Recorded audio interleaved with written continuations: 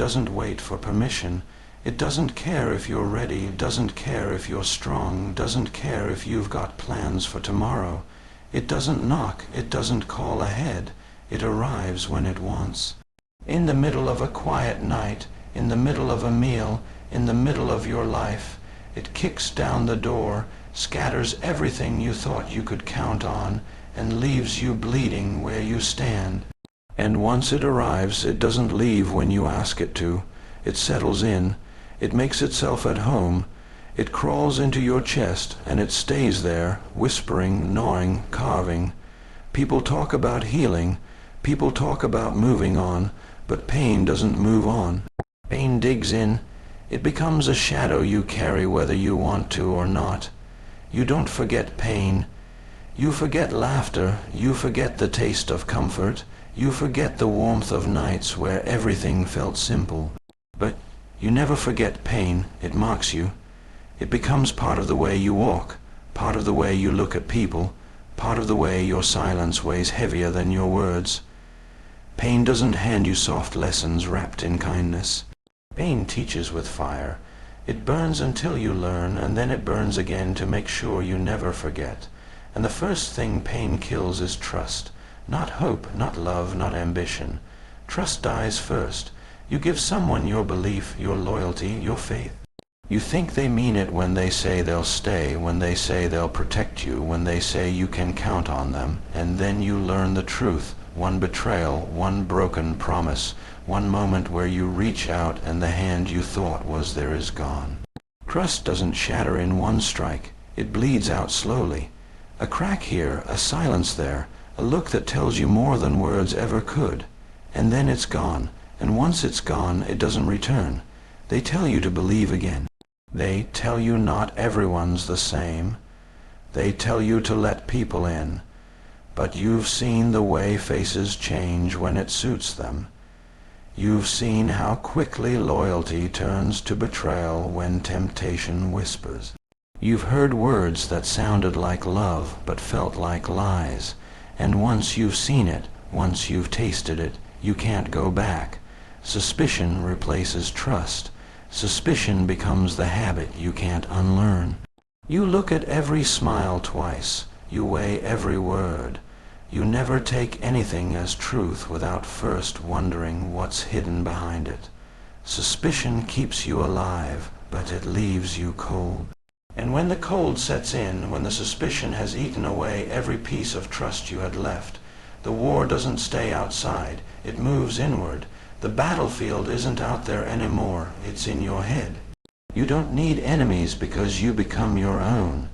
The mind that once gave you peace becomes the cruelest enemy of all. Thoughts clash like armies. Memories return like soldiers that never tire. You lie awake replaying the moment of betrayal, rewriting the words you should have said, reimagining the endings that never came. Sleep becomes a stranger. Silence becomes louder than thunder.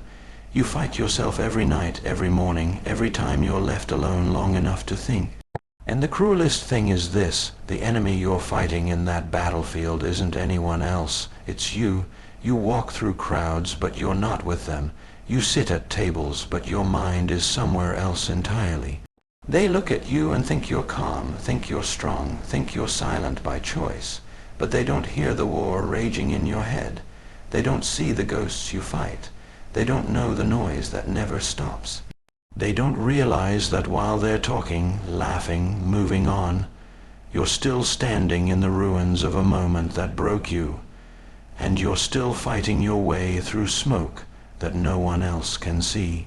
And when the battlefield becomes unbearable, when you can't take the noise anymore, you start building.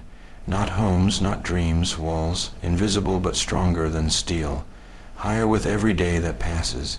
You don't even notice at first. A little distance here, a little silence there. But then you wake up and realize the walls are all around you. You've built them to protect yourself, to keep out the liars, the traitors, the smiling faces that hide sharp knives. You tell yourself you're safer now, and maybe you are, because no one can hurt you if no one can reach you.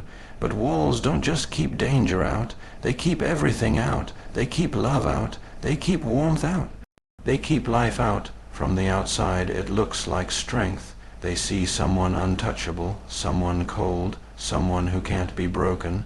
From the inside it feels like prison. You're safe, yes, safe behind the bricks, behind the silence, behind the distance. But safety feels a lot like loneliness, and you decide that loneliness is better than betrayal, that emptiness is better than broken trust, that walls are better than wounds, so you keep building, higher, stronger, until the world itself looks small, far away, unreachable, and then there's the silence, not the noisy silence of the battlefield in your head, not the silence after betrayal, no, real silence, the kind where nobody's calling. Nobody's coming, nobody's left, isolation. At first it crushes you, at first it feels like being buried alive. But after a while, after the nights stretch long enough, after the mornings come cold enough, something happens in that silence. Something brutal, something honest. Strength is born there, not the kind of strength people think about, not the kind of strength that comes from applause or approval, not the kind that comes from being carried or comforted. Real strength, the kind that comes when it's just you, the dark, and the weight of everything you've lost.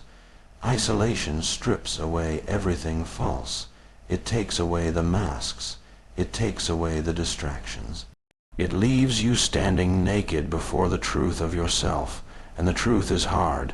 The truth is heavy, but if you can survive it, if you can fight through it, if you can endure the silence without breaking, then you rise with something no one can ever take away.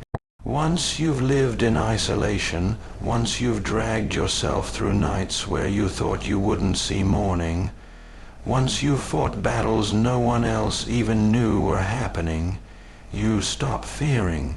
You stop fearing loneliness because loneliness made you strong. You stop fearing betrayal because betrayal already shaped you. You stop fearing loss because loss has already taken everything it wanted. Pain became your teacher, trust was the sacrifice, your mind became the battlefield, the walls became your fortress, and isolation was the fire that forged you, and still the cycle doesn't stop, because pain doesn't leave once it's taught you. It comes again, in new forms, wearing new faces, breaking through when you thought you'd learned enough, and you take it. You take it because by now you know what it is. You know that every scar is another lesson. You know that every silence is another forge. You know that every betrayal is another reminder not to let the walls fall. You carry it all and you don't complain, because this is what life makes of people like you. You walk through it and you keep walking and you don't stop, because stopping means breaking, and you've already been broken enough times to know that you don't stop. Not for anyone, not for anything, not anymore. So you let the pain stay, you let the trust rot, you let the battlefield rage, you keep the walls high, you live in the silence, and you carry the strength that comes from all of it, and you keep walking. Always walking, always carrying, always surviving, because this is the way it goes.